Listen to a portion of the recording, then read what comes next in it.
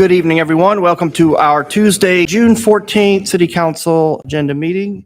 Tonight's Pledge of Allegiance and invocation, if she chooses, is led by Councilwoman Dr. Burris. Join me. I pledge allegiance to the flag of the United States of America and to the republic for which it stands, one nation, under God, indivisible, with liberty and justice for all. Thank you, Dr. Burrs. We have no special presentations this evening. We'll take a motion to approve the minutes. Do have a motion to approve the minutes. Minutes have a second, and they will stand without objection. Tonight on ordinances on final reading, we have finance item A. Madam Attorney, will you please read A?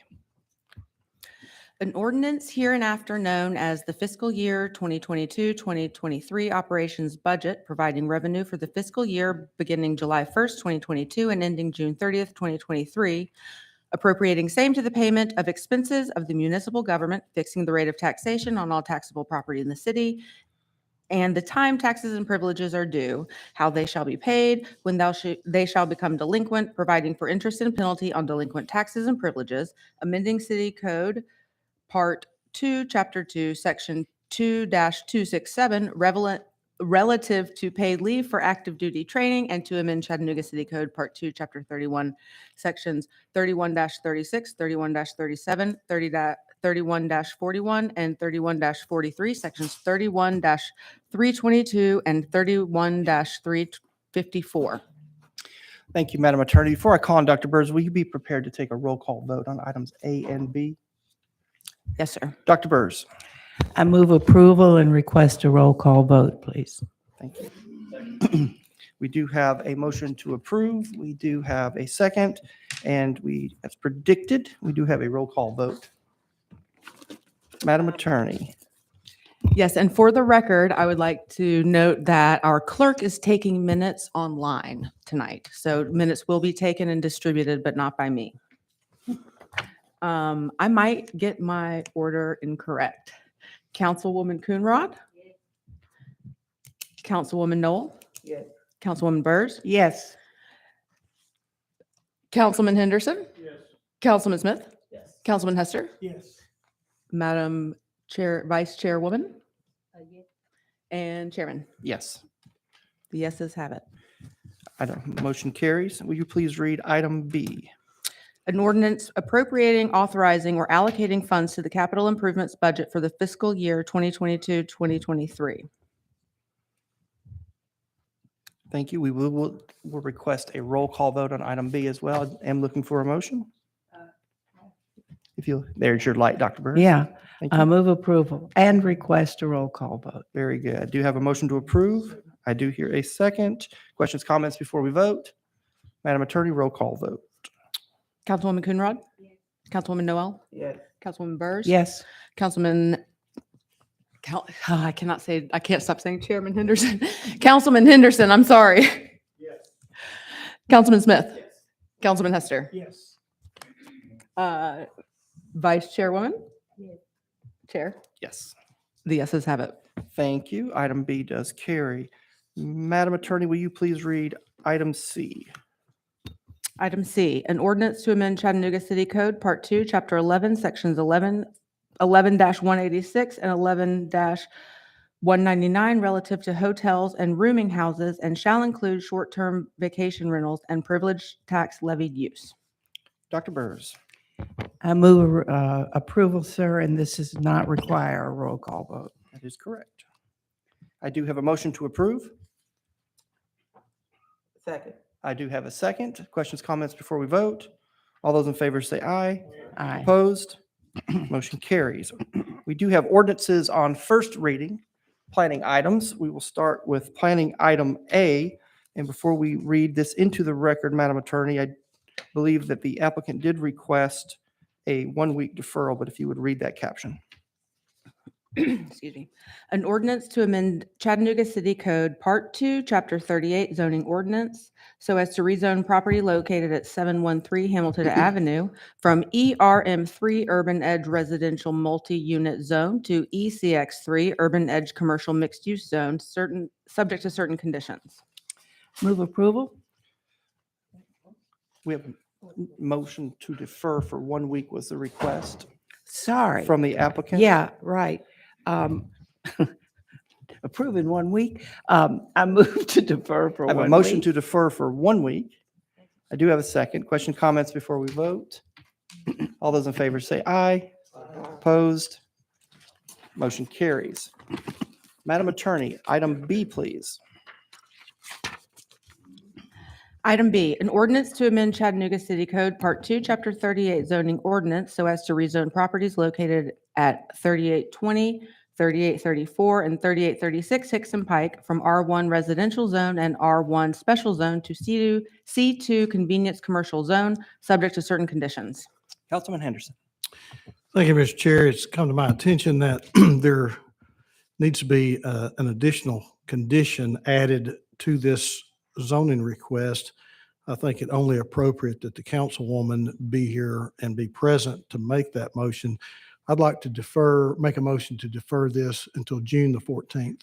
We have a motion to defer to June 21st, 1 week.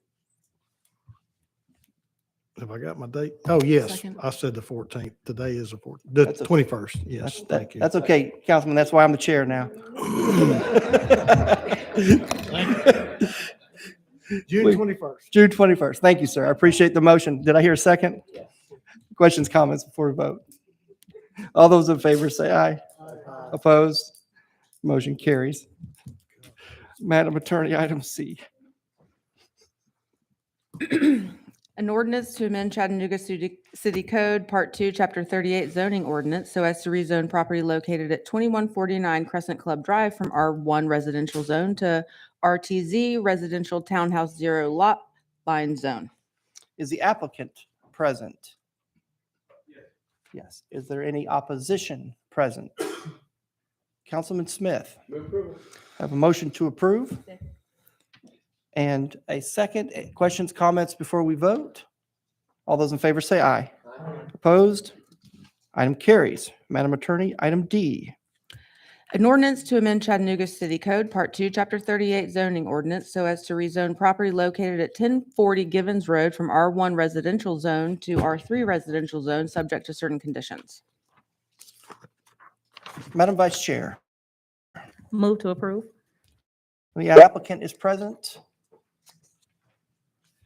I do not see an applicant. I see an applicant, kind of-ish, an applicant-ish. I know you're familiar with it, Ms. Shepherd, the project. So any opposition present? Have a motion to approve. Have a second. Questions, comments before we vote? All those in favor say aye. Opposed? Item carries. Madam Attorney, item E, please.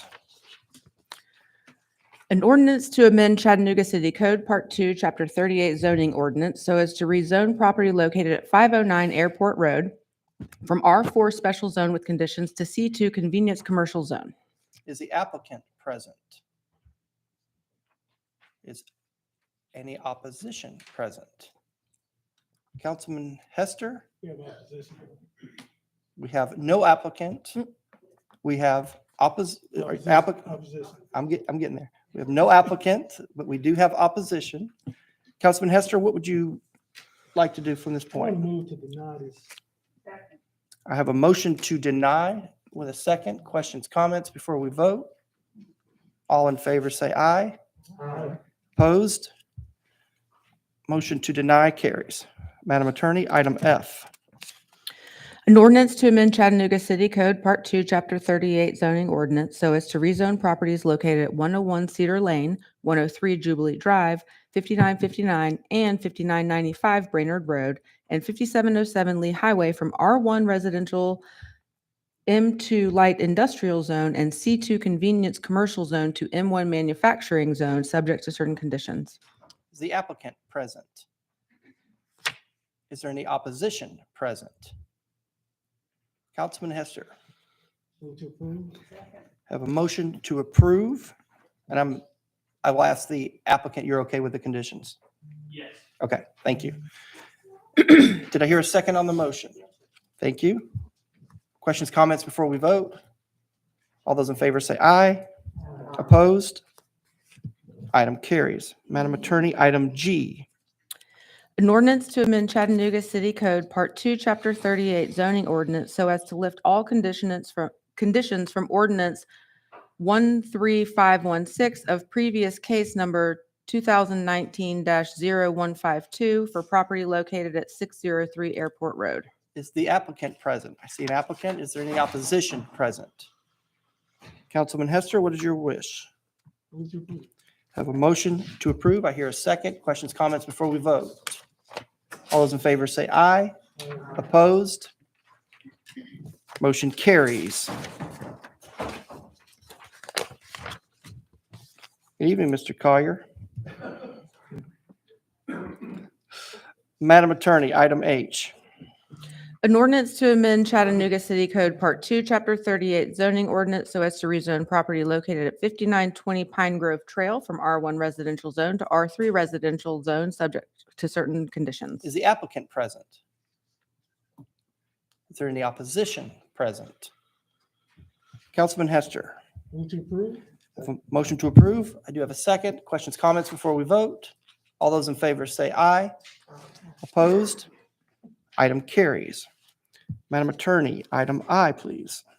An ordinance to amend Chattanooga City Code, Part 2, Chapter 38 zoning ordinance so as to amend Condition 1 in ordinance number 13672 of previous case number 2021-0030 for the properties located at 3698 and 3710 Faith Road. Is the applicant present? I do see an applicant. Is there any opposition present? Councilman Hester. Have a motion to approve. I do hear a second. Questions, comments before we vote? All in favor say aye. Those opposed? Motion carries. Madam Attorney, item J, please. An ordinance to amend Chattanooga City Code, Part 2, Chapter 38 zoning ordinance so as to rezone property located at 1412 East 49th Street from R1 residential zone to R2 residential zone. Is the applicant present? Is there any opposition present? Madam Vice Chair. Move to approve. Have a motion to approve. I do hear a second. Questions, comments before we vote? All those in favor say aye. Aye. Opposed? Item carries. Madam Attorney, item K, please. An ordinance to amend Chattanooga City Code, Part 2, Chapter 38 zoning ordinance so as to lift conditions from ordinance number 10349 of previous case number 1995-0293 for property located at 2811 South Hickory Street. Is the applicant present? I do see an applicant. Is there any opposition present? Madam Vice Chair. Move to approve. Have a motion to approve. I do have a second. Questions, comments before we vote? All those in favor say aye. Aye. Opposed? Motion carries. Madam Attorney, item L. An ordinance to amend Chattanooga City Code, Part 2, Chapter 38 zoning ordinance so as to rezone properties located at 1300 and 1304 Bennett Avenue from M2 Light Industrial Zone to C2 Convenience Commercial Zone, subject to certain conditions. Is the applicant present? I do see an applicant. Is there any opposition present? Councilwoman Knoll. Moved. Let me ask if the conditions are, I'm getting ahead nod. Thank you. We have a motion to approve the conditions. I do hear a second. Questions, comments before we vote? All those in favor say aye. Opposed? Motion carries. Item M. Madam Attorney. An ordinance to amend Chattanooga City Code, Part 2, Chapter 38 zoning ordinance so as to rezone property located at 1817 Ridgewood Drive from R2 residential zone to RTZ residential townhouse 0 lot line. Is the applicant present? I do see an applicant. Is there any opposition present? Okay. Councilwoman Coonrod. Guess we're ready for a presentation? Very good. Karen? Hang on, sir. We'll get there. Hang on one second. We'll get there. There's someone behind. There we go. We'll do a brief presentation. I promise you, you'll have your turn. Okay, this is near the end of the slide deck, so just give me one moment.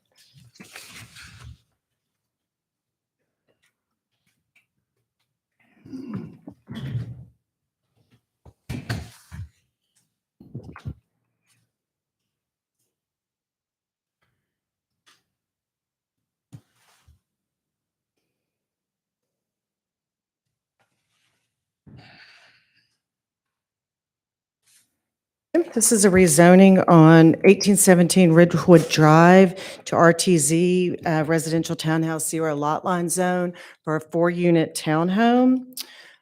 This property is zoned R2, which is shown in orange on the zoning map. That's reflective of the zoning, as is the property around it.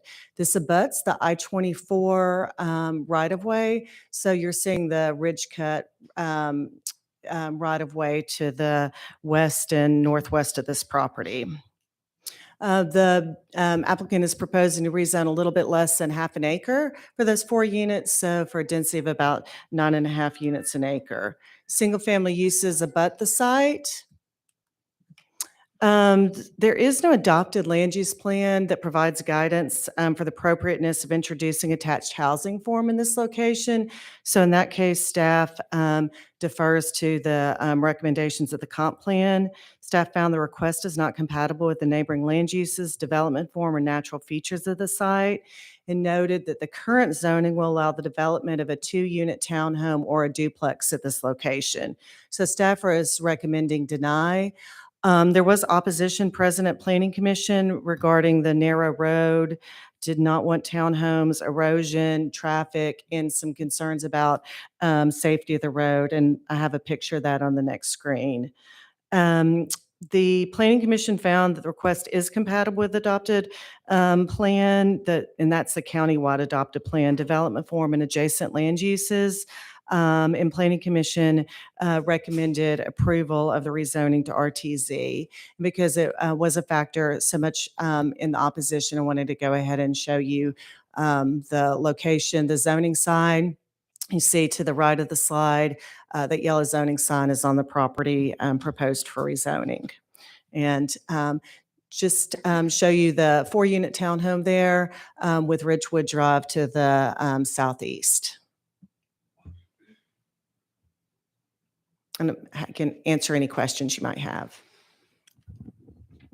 We will now have opportunity for the applicant, and after we hear from Councilman Henderson, and then opposition to respond. Councilman Henderson? I didn't want to jump ahead of Councilwoman Coonrod, but stay right there at that slide. So it looks like, Karen, everything around it's single family or R2, I guess.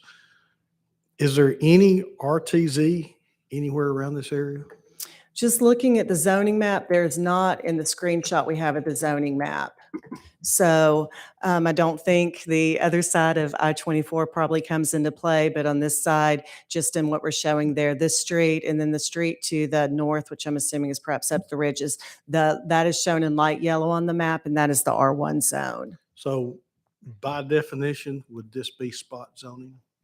The plan, we don't have a plan that really gives that guidance, so staff was not recommending introducing a new zone type into the So area. it'd definitely be a new zone in the area. Which, That's right. A lot of times, we don't have, there's introducing a new zone type into an R1. This is zoned R2, although the single-family homes are developed in the area. Yes, there is not RTZ in this immediate vicinity, and I don't know how much farther out we'd have to look before we found that zone. so you wouldn't go as far as to say this is spot zoning?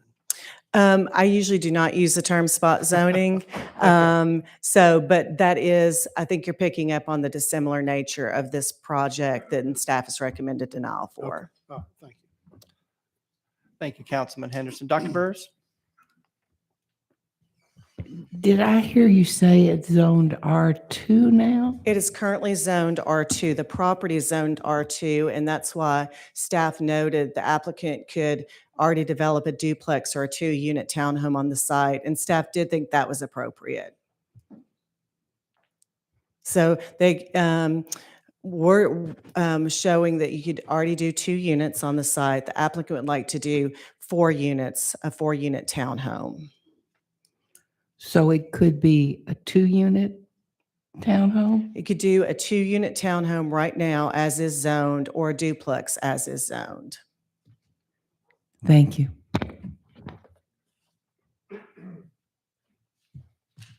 Madam Vice Chair. I guess Karen, question, because we did receive some emails of opposition from the community members. My question was, is this considered, or do you know, will this be affordable housing? Or is that categorized in that way? Do you know? I would defer to the applicant. We have had that question quite a bit, a discussion at Planning Commission. So I don't remember each of the individual responses to those questions. So I'd have to defer to the applicant. Okay, thank you so much. I know that affordable housing is the issue within the city, so I wanted to just inquire about that. That's right. And Planning Commission certainly supported housing in many locations. I think that's why it partly has a recommendation to approve. Okay, thank you. Any other council members have questions for staff? If not, the applicant will have 7 minutes to present their case. Opposition will have 9 minutes, and the application will have 2 minutes to respond.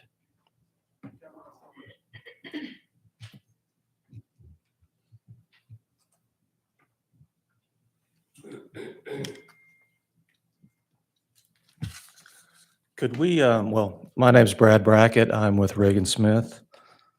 Could we have the site plan, please? Okay, so the challenges with this particular site is the configuration of it. You can see it's an odd shape. And our client is asking for an increase for 2 units.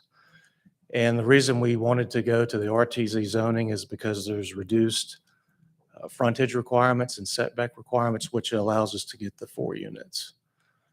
And so that was the basis of the rezoning request, and it's an increase in 2 units. I will say from a planning standpoint, no parking would be visible from the right-of-way. It would be architectural facade, would have garages on the back. And I think you can see because of the odd configuration that we're working with the site as best as we can while trying to achieve the 4 units. And that's my remarks. Thank you. Does council have any questions for the applicant? Sir, I'm not seeing any questions at this time. Okay, thank you. Thank you. And I did see a number of opposition, and especially the gentleman in the blue shirt. Come on up, sir. Yes, sir. You'll have 9 minutes in total, so if you'll think about that and the number of folks that want to speak, that would be fantastic. My name is Franz Reichert. I live catty corner to the property in question. On my side of that particular property, there's a subdivision that's made up of, was done about 25 years ago, and it has $450,000 to $500,000 homes in it. On the other side, there's nothing but single-family homes, 1 or 2 stories. On this particular property, there was a single-family home that was 2 stories that burned down about 15 years ago. And so the problem that I see with this is, one is the location of it is it does not, actually what it does is it does not take into account the noise from the interstate. I think these apartments at this level, this height, would be very difficult to stay rented because of the noise from the interstate. In addition, the picture of the view that was shown by the applicant in the initial presentation was taken from the other side of the road, and it shows something that would not show would not be available to the people that would rent these apartments. I think that the staff of the Planning Commission went out and recommended this not be approved, and I think that should be what the council goes with. Thank you. Thank you, sir. Hello, my name is Julia Smith. I live at 1900 Ridgewood Drive. I've lived there since 1995. I also own property at 1801 Sunset Terrace, which is right above this property. My stepdaughter has owned property adjacent to this for several years. She lived there when that other house burnt down. And I also recently bought 2 more lots up on 2324 Sunset Terrace that reach up to the crest. So this property is right below the crest, running up onto the interstate. I do have concern about erosion happening. We have had several other residents in the neighborhood that have had erosion causing damage to their property. That road that we showed a picture of earlier is only about, I don't know, 25 feet wide. Fire trucks can barely get through there. There was one up there about 3 weeks ago, couldn't barely get through. And when there is one there, the total road is totally blocked. If you bring in 4 units, 2 cars apiece, the city is not going to be able to manage that street. I'm concerned about the utilities of that street. At 1801 Sunset Terrace, when my husband and I split the utilities, the city came out there and they didn't even know there was property there. They couldn't even find the water lines to our property. So I don't even think that the city water and electric, these units have been up there, this property's been up there so long, things have just not organized by the city. As well, there's another house in our neighborhood, 2021 Ridgewood Drive, is owned by an out-of-towner. That house has been condemned by you guys, I think 3 times. A tree fell on it 3 weeks ago. It's still sitting there, laying there. One of your city trucks ran into a garage. That's still laying there. We want to keep our neighborhood a neighborhood. We don't want it out-of-towners not being there, taking care of their property, et cetera. So I'm not sure where this applicant is actually from since he's not here tonight. So that's all I have to say. Evening, sir. Hello, City Council. My name is Chris Navongsa. I actually live on Sunset Terrace down the street. I see you on Facebook. So, okay, she's on the, neighborhood association. The group. Anyways, so I honestly do support more affordable housing developments. I think that this is, a nice development. I think it'll help our neighborhood as a community more, but this infrastructure is just simply not appropriate. It is a single lane road, and you're not able to have 2 cars pass. There's just no way. So, and imagine having, maybe if it's a rental unit, you're going to have multiple parties coming in and out constantly, if you're going to have 4 households coming in and out, there's a lot of parking spaces right there. So, just imagine all the, cars coming in and out on a daily basis. I'll run into, other neighbors every now and then. So imagine having, 8 more cars coming through, and it's really just not going to happen. Trash pickup is obviously going to be an issue. I think the roads definitely need to be expanded more, maybe some more on-street parking. So my road that I live on, it actually starts as a 1-lane road, and then it expands to 2. But even with that, I only have maybe 6 houses along the street. And so, and even during the construction process, if you're going to have utility trucks, construction trucks, all these utility trucks coming in here, they're going to be blocking that road. And there's at least 6 residences beyond that property that are going to be severely affected, because that's the only way in and out.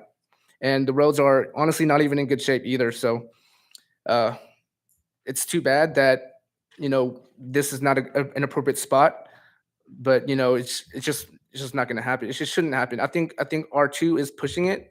There are other R2 zoning properties further down the ridge. I take the road, I can't remember what road it was, but oh yeah, Elder. So Elder has 2 R2 properties on it, and it's just such a tight space. There's cars tail in on the road, and it's a lot of traffic. It's a very narrow 2-lane road. So whenever cars are parked on the side, if they have a party or if they have, a contractor coming out, it's very hazardous to drive in that area. I get anxiety a lot driving through the area just because I know that there may be a car coming around the corner. Working full time. I don't know if any other residences in the neighborhood work full time, coming in and out when you have a busy schedule. you kind of got to get going. You can't really just take your sweet time. And, I really don't know what else to say, but yeah, it's just the infrastructure is just not appropriate. Thank you, sir. You're welcome. Any other comments from opposition? I had a question for staff. Karen?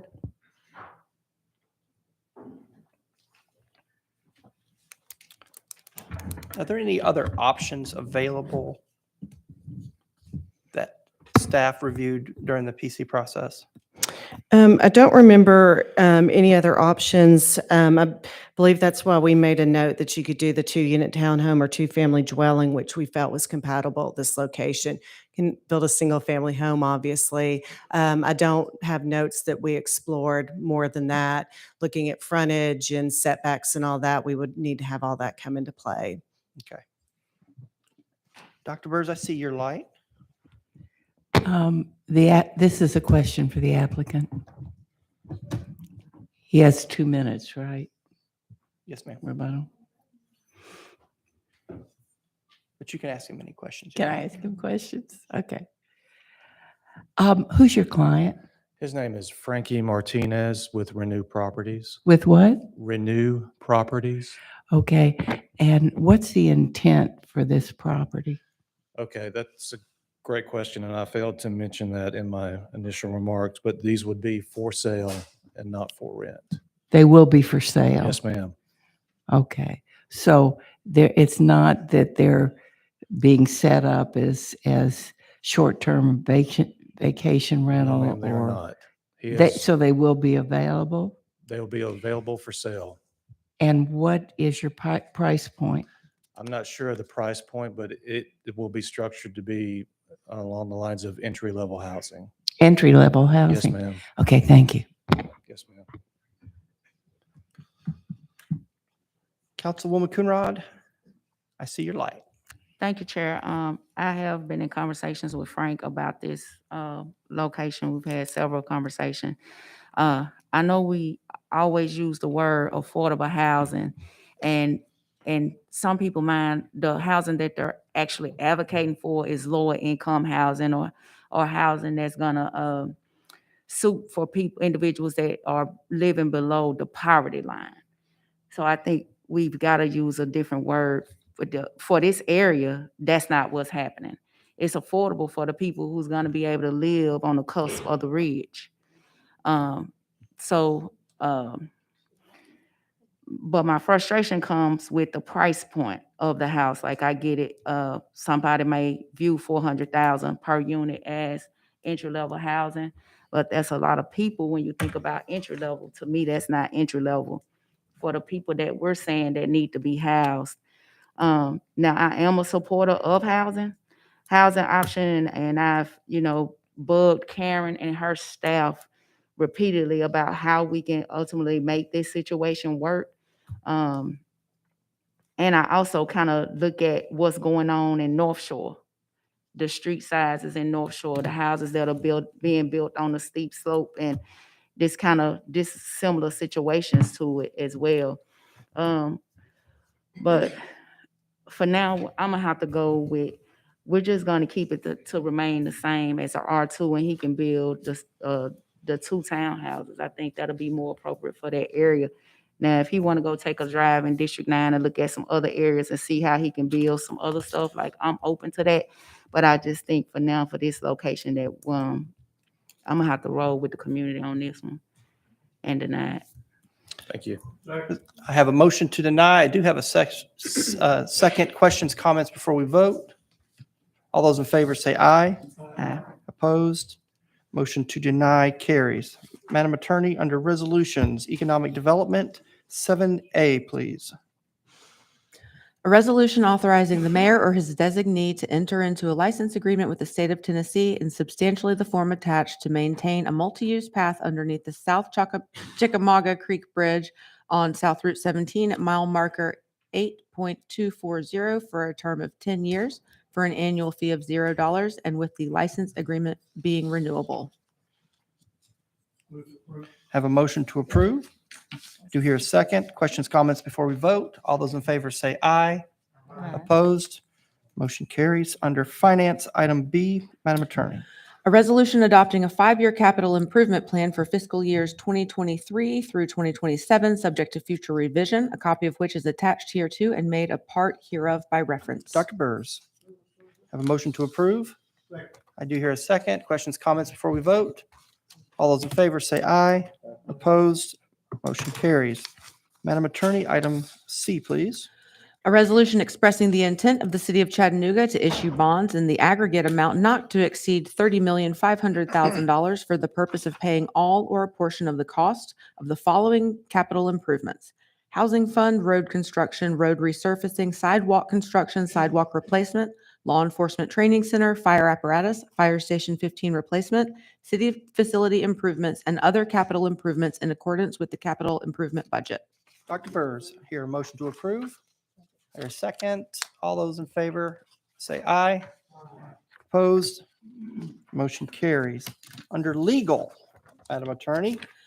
A resolution authorizing the Office of the City Attorney to engage the following firms for legal and lobbying services: Chambliss, Bonner, and Stoffel, Gearheiser, Peters, Elliott, and Cannon, Frost, Brown, Todd, Luther Anderson, Miller Martin, Tidwell and Associates, Patey, Reimer, and Hewlin, Davis and Haas, Evans, Harrison, and Hackett, the Law Office of Autumn Whit Boyd, Bass, Berry, and Sims, Butler Snow, Hush Blackwell, Jelks Law, Catton, Muchin, Rosenman, King and Spalding, Waller, Lansden, Dorch, and Davis, the Title Guarantee and Trust of Company of Chattanooga, Bradley, Arent, Bolt, Cummings,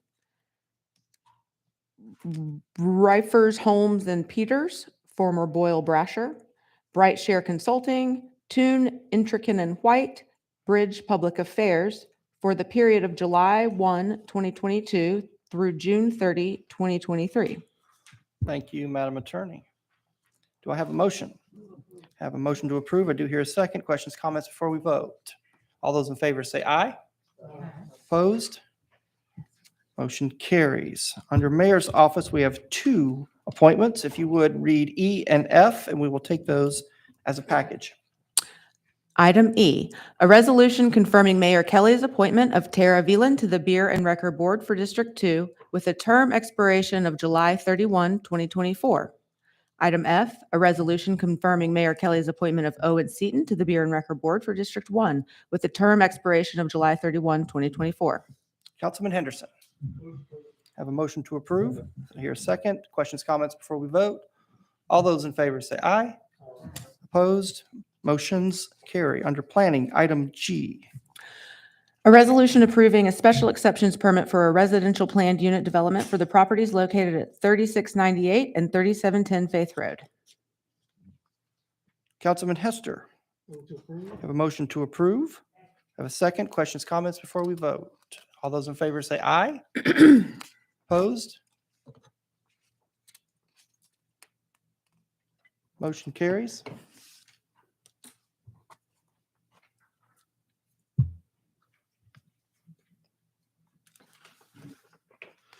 Madam Attorney, do we need to do a case hearing on this because of the special exceptions permit for a PUD?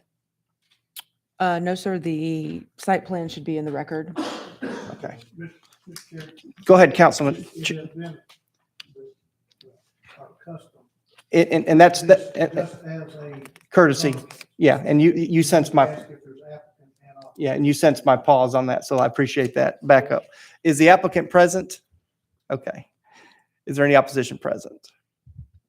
I will move forward with the vote. All those in favor say aye. And opposed? Thank you. Item does carry, and I appreciate that. That was my pause as well. Parks and Public Works under item H, please. A resolution authorizing the administrator for the Department of Public Works to approve change order number 1 final with Davis Key Outdoor of Chattanooga, Tennessee for contract number Y15008-204 Avondale Youth and Family Development Center Landscaping Project for an increase of $11,007 for a final reconciliation of unit pay items for a revised contract amount of $119,902. This item being in District 8, Councilwoman Knoll. Have a motion to approve. I do hear a second. Questions, comments before we vote? All those in favor say aye. Opposed? Item carries. Item I, please. A resolution authorizing the administrator for the Department of Public Works to award the continuing on-call professional surveying services blanket contract number E-22-002-901 with the following 8 consultant firms: ASA Engineering and Consulting, Barge Design Solutions, Consor Engineers, Croy Engineering, Earthworks, Reagan Smith Associates, the RLS Group, Vaughn and Melton Consulting Engineers, based upon their qualifications within the identified service categories for 1 year of a 4-year term with an annual amount of $1 million for use by all departments. This is a Parks and Public Works item. Councilman Hester? I hear a motion to approve. I do have a second. Questions, comments before we vote? All those in favor say aye. Opposed? Item carries. Item J.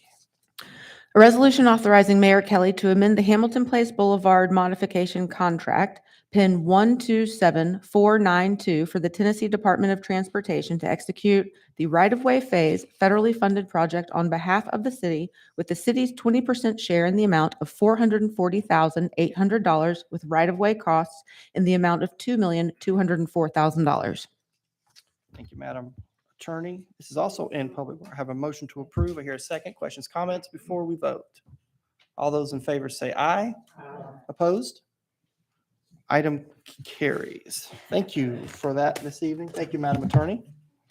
We now move into purchases. Mr. Goldberg, I believe we have 13 on deck with 1 RFP. Yes, sir. I'll go as fast as I can. When you're ready. All right, first from the Waste Resources Division of Public Works, we have a new blanket contract for sewer line chemical root control services. 1 bid was received. The solicitation was re-advertised and yielded no additional bids. The award goes to Duke's Root Control, Inc. This will be a 4-year contract with an annual amount not to exceed $200,000. Next, new blanket contract for wet weather polymer. 1 bid was received. The solicitation was re-advertised and yielded no additional bids.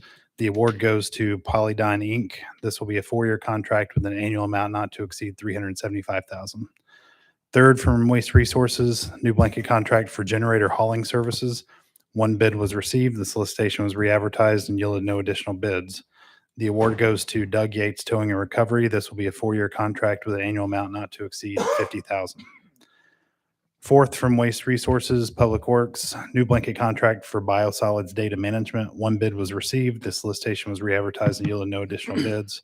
The award goes to Materials Matters, Inc. This will be a 4-year contract with an annual amount not to exceed $200,000. From Parks and Outdoors, a new blanket contract for waste and recycling receptacles. 3 bids were received, and the award goes to 2 vendors, Recycle Away LLC for an annual amount not to exceed $75,570, and Sitescapes Inc. for an annual amount not to exceed $119,166.80 for a combined annual amount not to exceed $194,736.80. Sixth, from Facilities Division of Public Works, second and final renewal of contract for paint and paint supplies. Sherwin-Williams Company submitted a 5% price increase at the time of renewal for an annual amount not to exceed $100,000. Next, from Facilities, second and final renewal of contract for janitorial and cleaning supplies. American Paper and Twine Company submitted a 10% price increase at the time of renewal for an annual amount not to exceed $150,000. Eighth, from Early Learning Head Start, request to increase contract for playground and outdoor fitness equipment. Council approved an increase on May 17th to accommodate the purchase of equipment for parks and outdoors. The current increase of $551,000 is to allow Head Start to purchase equipment with surplus federal grant funds. The new annual amount is not to exceed $1,156,000 for fiscal year 22. Early Learning Head Start, request to increase contract for dry frozen food items. Institutional Wholesale Company, Inc. submitted a 9% increase for the period July 1st, 2022 through December 31st, 2022 for an annual amount not to exceed $400,000. Next, from Public Works, renewal of contract for pickup and delivery of river sand. Ramsey Trucking, Inc. submitted a 17% price increase at the time of renewal for an annual amount not to exceed $25,000. Next, from Water Quality Division of Public Works, new blanket contract for water analysis Laboratory Services. 2 bids were received and the award goes to Waypoint Analytical, Inc. This will be a 4-year contract with an amount not to exceed $60,000. Next, from Parks and Outdoors, purchase of outdoor recreation equipment. 1 bid was received. The solicitation was re-advertised and yielded no additional bids. The award goes to River Sports Outfitters and the amount is $25,668.38.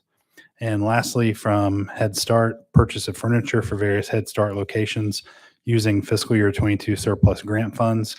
This procurement utilizes buy board contracts 667-22 and 653-21. The vendor is Kaplan Early Learning Company, and the amount is $219,717.58. I have a motion to approve. Second, questions, comments before we vote? All those in favor say aye. Opposed? Purchases carry. All right, Mr. Chair, we have one RFP format for this evening. Council previously approved an RFP format for design and implementation of a new City of Chattanooga website. That approval was on March 15th, 2022. Since then, we have made adjustments to the evaluation criteria. Therefore, we are resubmitting for reapproval. Thank you. Motion on RFP. I have a motion to approve. I do hear a second. Questions, comments? All those in favor say aye. Opposed? Motion carries. Thank you, Mr. Goldberg. Thank you. Now move to committee reports. Councilwoman Coonrod. Councilwoman Knoll. Dr. Burrs. We are through with the budget process. We did the second and final reading of the budget. My sincere thanks to my colleagues who asked really good questions, were really studious about the process, and the city can be proud of their representatives. With that, the budget process is finished. Thank you, sir. Thank you for a wonderful job, ma'am. Thank you. Councilman Henderson? Councilman Smith? Councilman Hester? We met today and we had a presentation regarding the quarterly consent decree. Madam Vice Chair? No report. Thank you. We're now at the time where we recognize persons wishing to address the council. If you'd like to address the council this evening, please go ahead and line up, and Madam Attorney will read our rules for addressing the council this evening. Each speaker wishing to address the council shall be recognized only at this microphone for that purpose. We request that you address the council only on the legislative or quasi-judicial authority of the council, and we will limit your remarks to 3 minutes this evening. Good evening. Please state your name. Please state your name and your district. Elizabeth Adkins. I'm in District 8. I'm a family support specialist with the Office of Family Empowerment, and I am here to tell you a little bit about myself and the program I work for. The people I work with at OFE have devoted their lives to helping the people of this city. We speak to families in crisis who are struggling financially to support their homes, to find employment, and especially to pay their rent and utility bills. I am here before you today to ask that you now help me to pay my rent. I've worked for this city with diligence and dedication.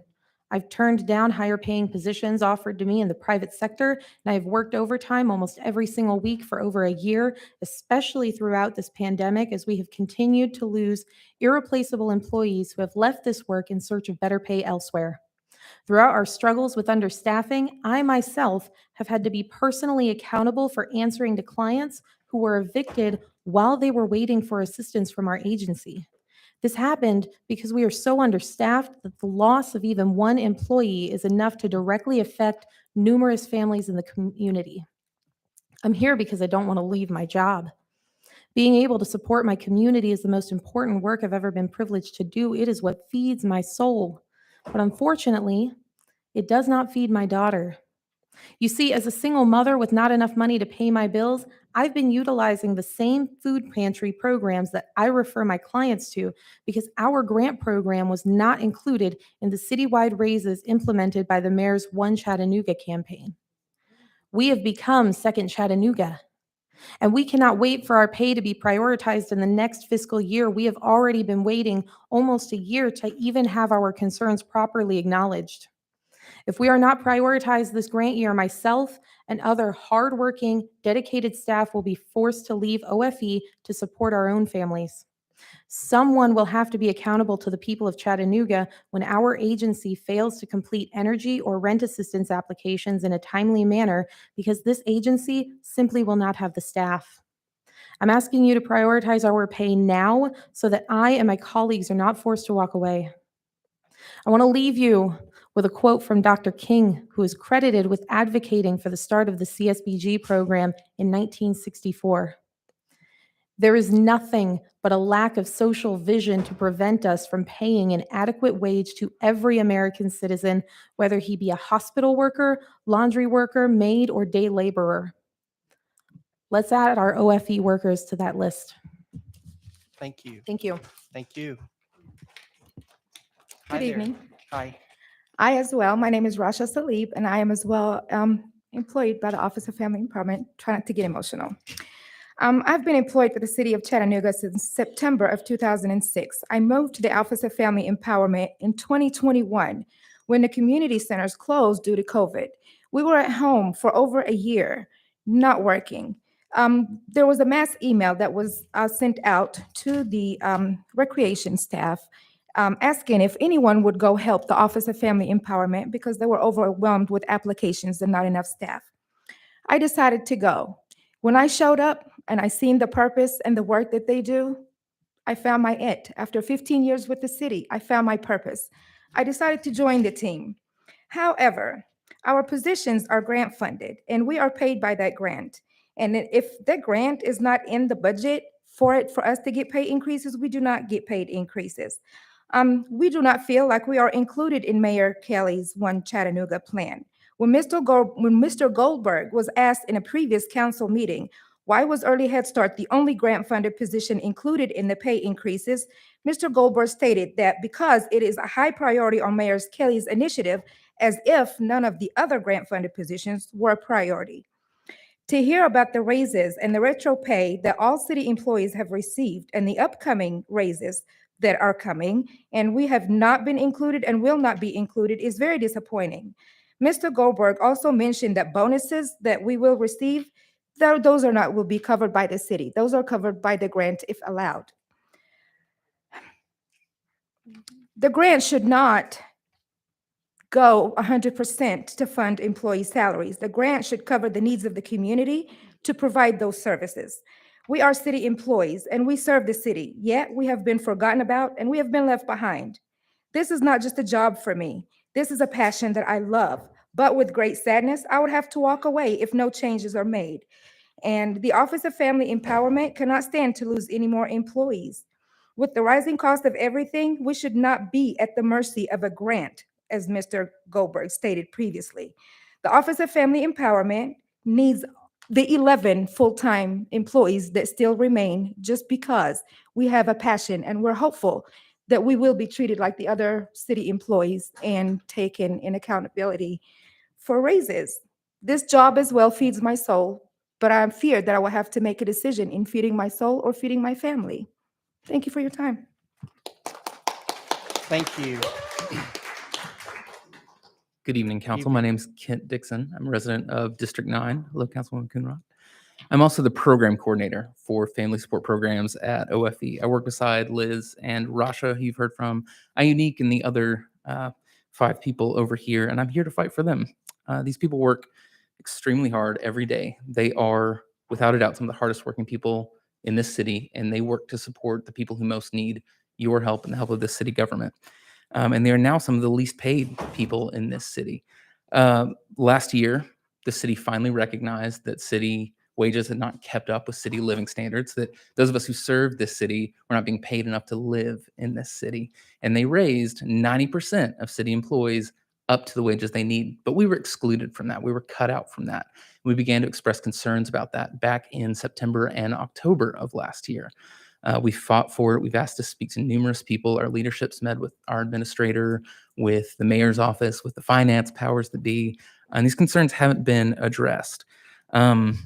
To give you just a little bit of perspective, I'm here to fight for my staff, but As a supervisor, as someone with almost a decade of experience in this field, and as someone with a college degree, I'm one of the best compensated people in this department. And my little 2-bedroom, 1-bath house rent in a very modest neighborhood was recently raised to more than my biweekly paycheck. So we are all struggling really hard from the bottom to the top. We aren't asking for much. We're just asking for quality. We're asking for equity with the rest of the city.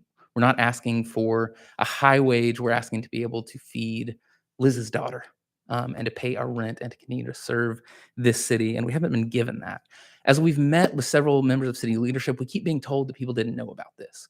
Well, when the city instituted these increases, they created a process to appeal anyone who's left out of these increases. Several of us filed those appeals. I myself wrote an email to the designated HR compensation manager who was pointed to as the person we should appeal to. He told me in October that they were discussing this issue about grant employees and they would give us an answer. I've emailed him multiple times since then. I haven't gotten that answer, and we keep being told 8 months later that the powers that be don't know about it. But their designated spokesperson did know about it. They had the right and responsibility to know about it, and they've ignored it. It's not that we haven't spoken up, it's that they've chosen to ignore us. So now we're being asked for more time and more patience, but that's unacceptable because it's been 8 months that we've been patient and our requests are still being ignored. And at this point, the costs are getting so high that we are rapidly losing staff. We are 50% staffed. So if the city wants to continue to tell its citizens that it cares about those most in need, it needs to either staff the place that provides for their rent and their utilities or stop telling those citizens it cares about them. So please use your authority and power to help our wages become more equitable with basic living costs in this city. Thank you very much. Thank you. Evening, Ms. Mott. Good evening, Marie Mott, District 8. You ask, what is our aim? I can answer it with one word. It is victory. Victory at all costs. Victory in spite of all terror. Victory however long and hard the road ahead. For there is nothing outside of victory, certainly not even survival. Winston Churchill.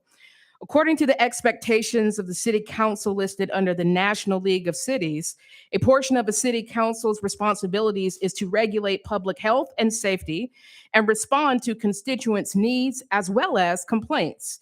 To have councilmen and women in meetings with no solutions to increase gun violence and give us silence after we were told cameras we paid for didn't work for weeks is not only unacceptable, but a failure of you and others who are in leadership during times of uncertainty and crisis. Maybe you think it won't ever happen to you or reach your doorstep, but you couldn't be any more wrong. On this past Sunday, just 1 week after Mary's shooting, a 72-year-old elder was shot in his home on Citico and killed. Another woman injured in her car. Keep in mind, this shooting and the one in Mary's were both less than 2 miles away from where Mayor Kelly and First Lady Jenny both live. Not even the mayor can escape the reality of what's going on. And may I say, it would be nice to have him do more than talk on press conferences and make the effort of actually showing up in person. Money, passionate community members, brilliant activists, and nonprofit heads are not lacking in the city. Neither are solutions. Simply and plainly put, we lack the political will for our council to have a beating heart and respond to our concerns with enthusiasm, with a message of hope, even in the midst of the storm. The people demand change. Grieving mothers are here with me, demanding collaboration and a seat at a table that should be extended to them.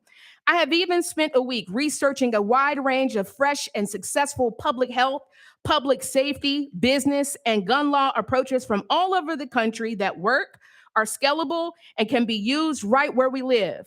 A copy of this comprehensive plan, drafted in collaboration with surviving mothers, has already been emailed to the mayor, Jota Tambak-Nua, each city council person, Chief Celeste Murphy, Tamara Stewart, Yasef Hakeem, and Todd Gardenhire. I also have physical copies of which I would like to hand to every person in leadership that I just named, with the exception of Yasef and Todd. And grieving mothers of Chattanooga politely request meetings with the mayor, chief of police, Dr. Lambert, Tamara Stewart, and Troy Rogers. Thank you. And if you are here because you answered my call for community violence and supporting the mothers, please stand up so they can see that Black people care about our communities and we love one another. Good evening. Good evening, Commissioners. My name is Betty Maddox Battle.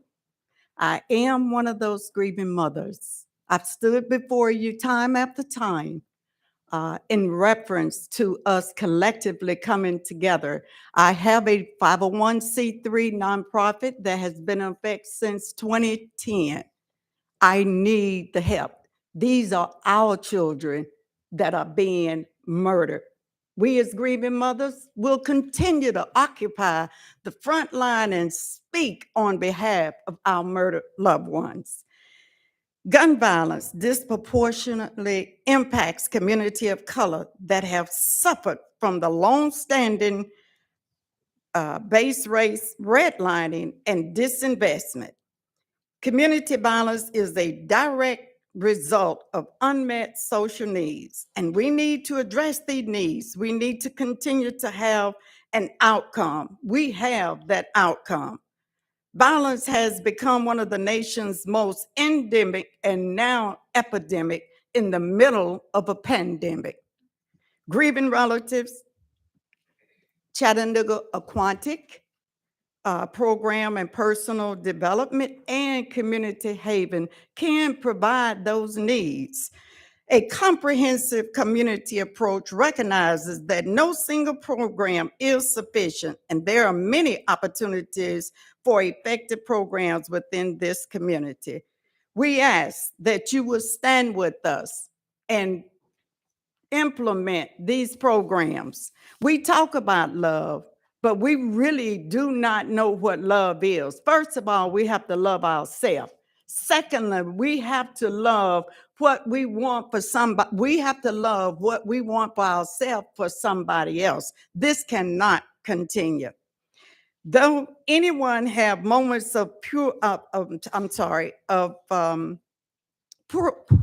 mental health, everybody don't have mental illness. There is a difference. What affects one directly affects us all indirectly. These young people that are sitting here, this is our future.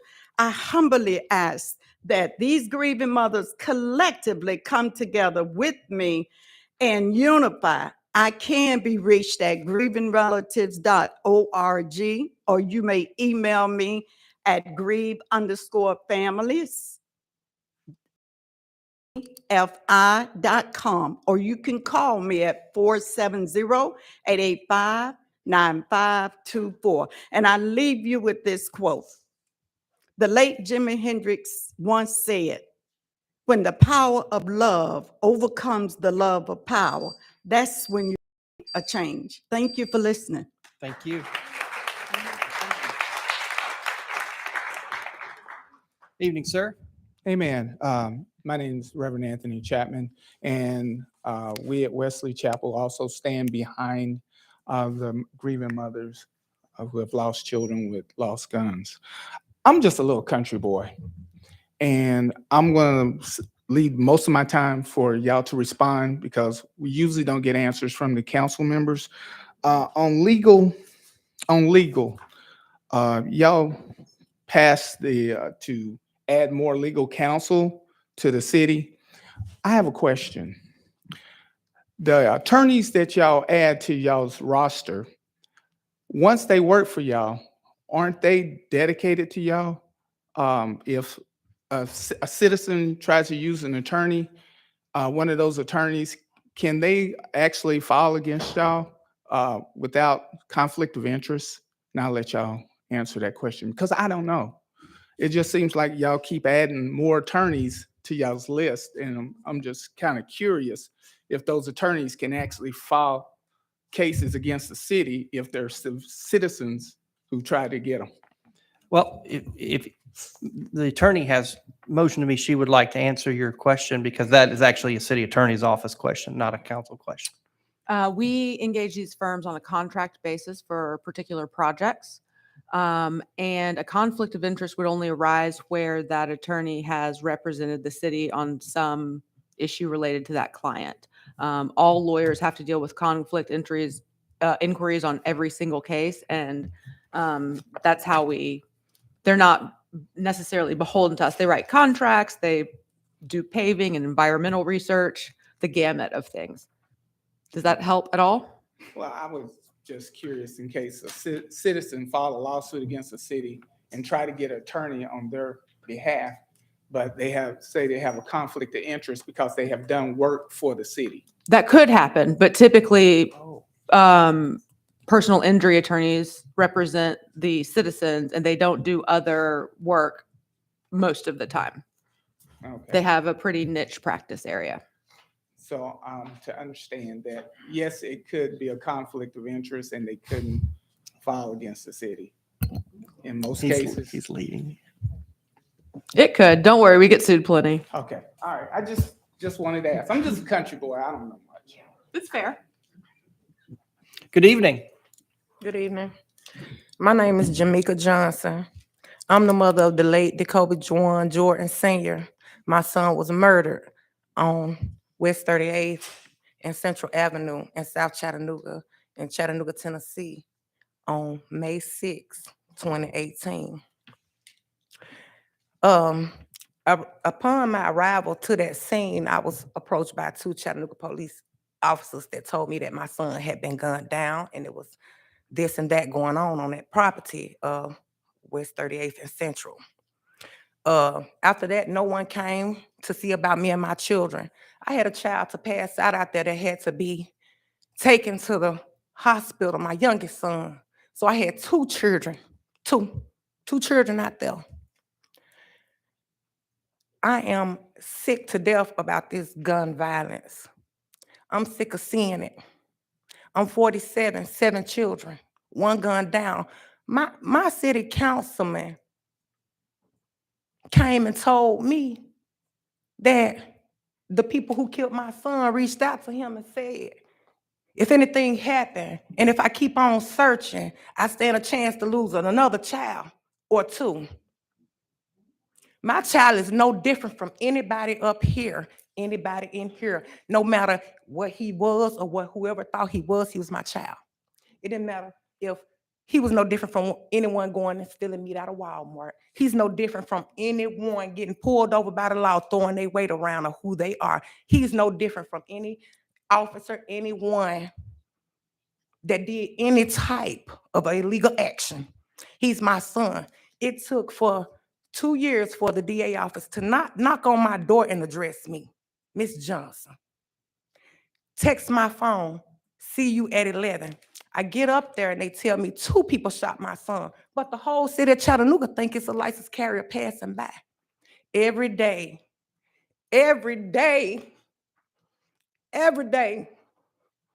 I'm hurting about the loss of my son because it's not who nobody thought he was, it's who he is to me and my children, and nobody still has reached out to us. And I'm just demanding that somebody step up, if not because they care about me, because they care about my kids and my grandson he left behind, and talk to us. Don't threaten us. Don't do that. Don't do that. Nobody has came. Nobody. All I have is my kids, all single parent, 7 children. No. Somebody please reach out and talk to me and my kids.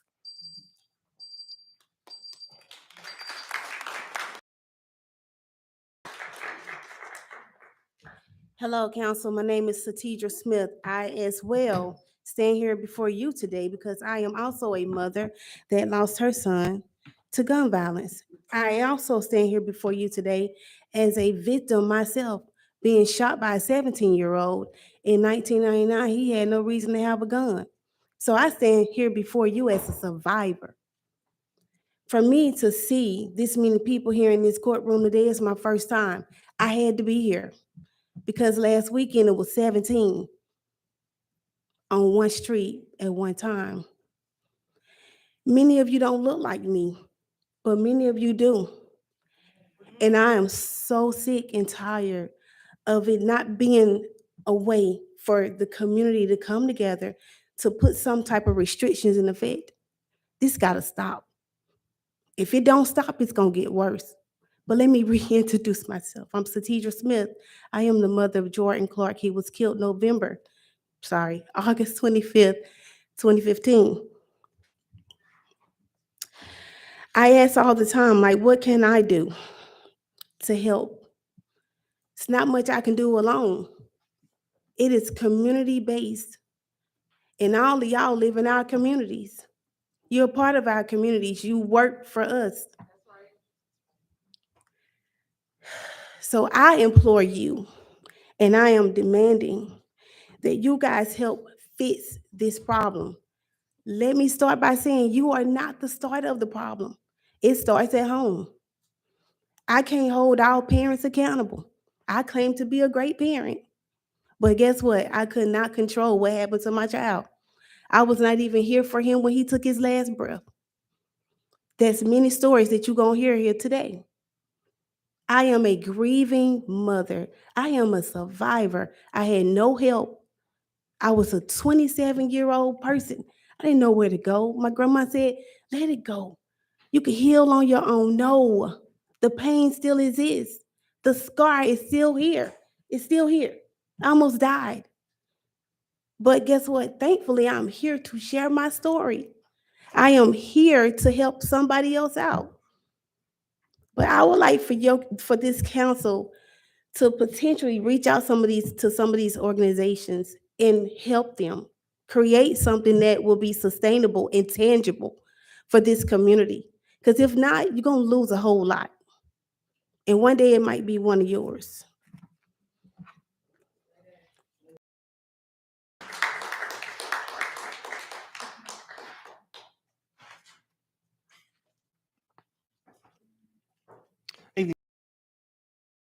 Indeed, it is a good evening, Council. Money Bell, the homeless Fox.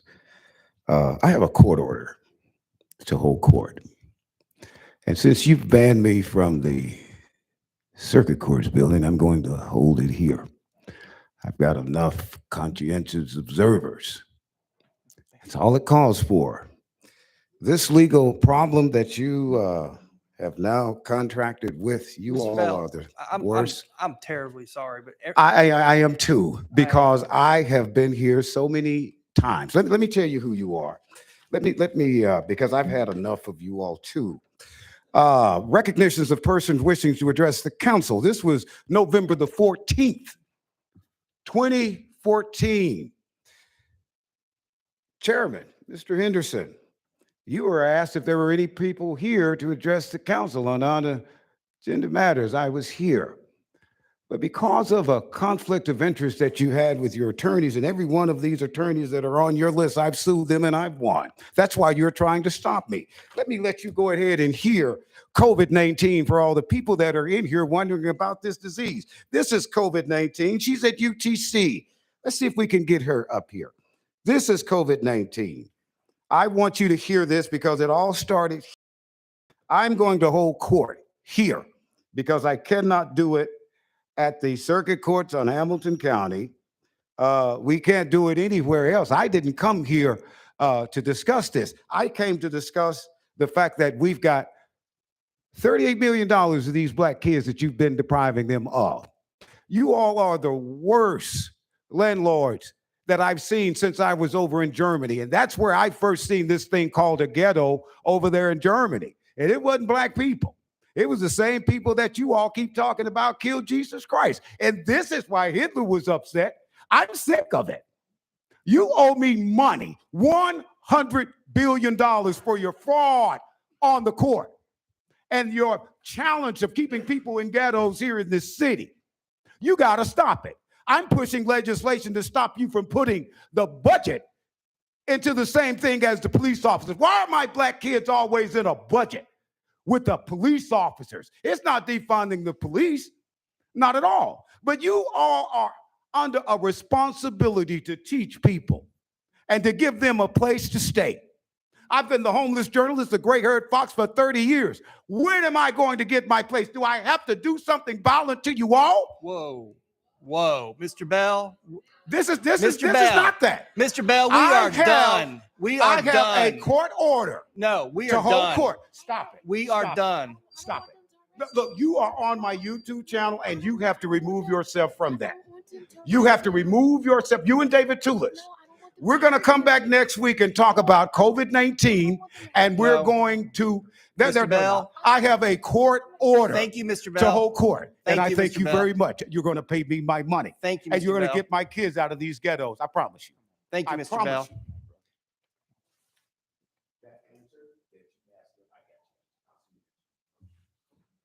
Hi, my name is Audrey Ramsey, and I live in District 1 for the city, 2 for the county. And I've been coming to the county and the city for several months now with the primary theme on invest in our children, invest in our parents, and invest in our teachers.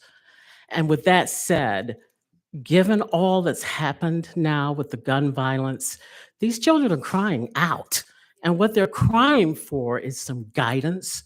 They're looking for, as a result of the Call to Action Summit, most of them are looking for jobs, guidance, and purpose.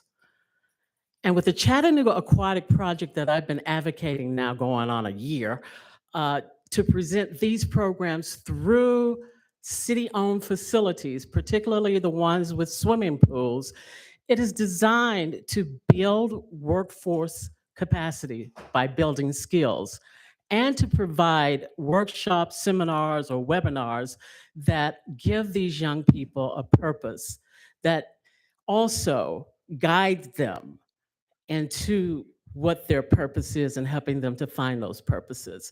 So I come before you simply to say, let's start investing in our children. Let's look at programs that are designed to help with the holistic development of the child, of the mind, of the heart, of the soul. That's what's missing in our society today.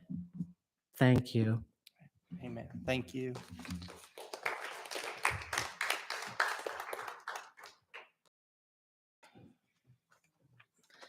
Hello. My name is Savannah Guffey, and I am a local grassroots leader here in Chattanooga. So this is my first city council meeting. Welcome. Thank you. And just as an observation, I am, other than this gentleman, the only white person who has come up and spoken to you all to try to get you to listen. And I think that at a point it kind of comes where you have to ask yourself why you're constantly having people of color beg you to listen to them. And then the white people don't come up here and speak unless it's in regards to their zoning maps. So it should not be up to our local grassroots organizations to take care of each other. But that's what we're doing. We are taking care of people's needs better than the city. We are showing up when you guys are not. And, you know, the mayor can tweet all he wants that he wants an end to gun violence in the city, but we cannot then go to ignore all of the societal systems and institutions that cause these intense social problems that then lead to the gun violence. So we want to end the gun violence, but we won't help and raise the people in a way in systems where they feel safe and protected and educated. And just from the people that I've talked to, the people that I work with, it's just getting to a point where we can't trust you guys. We have been told to vote over and over. I've voted in every election I've been able to vote in since I turned 18. And I'm going to be honest, it's just getting worse. So we voted and it's not helping. And it's kind of, like I said, just getting to the point where we can't really put our trust in our elected officials.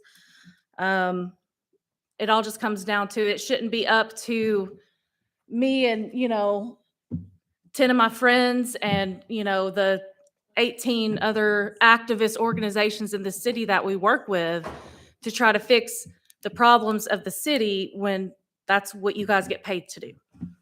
Thank you.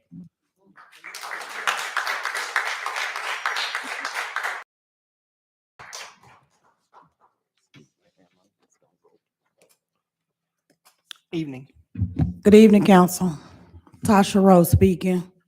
I'm a resident of East Lake Courts, where crime is very high.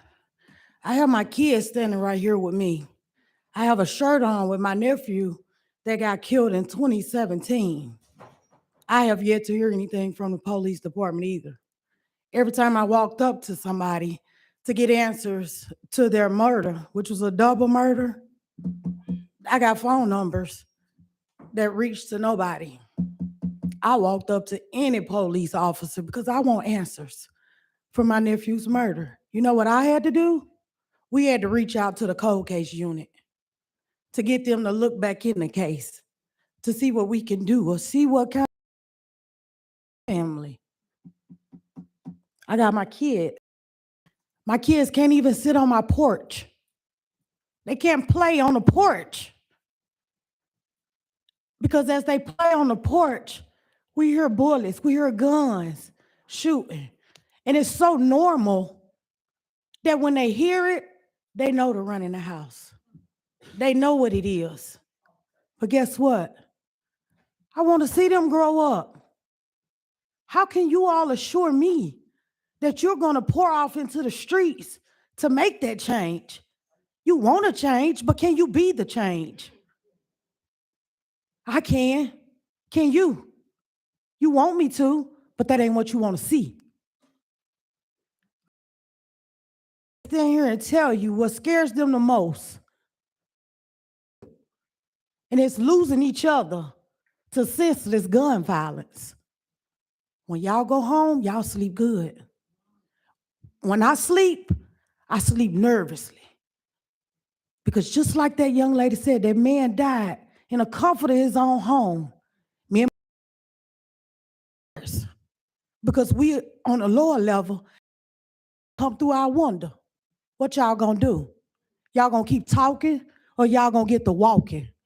I want to see mines grow up. But guess what? Tell everybody to get saved, get God. And what you used to do was open the recreation centers where the kids can go and do something with their lives, because I was one of them kids. That was my resource. That's what I went to. You got the centers open, but what you doing with the children? Nothing. Just like y'all.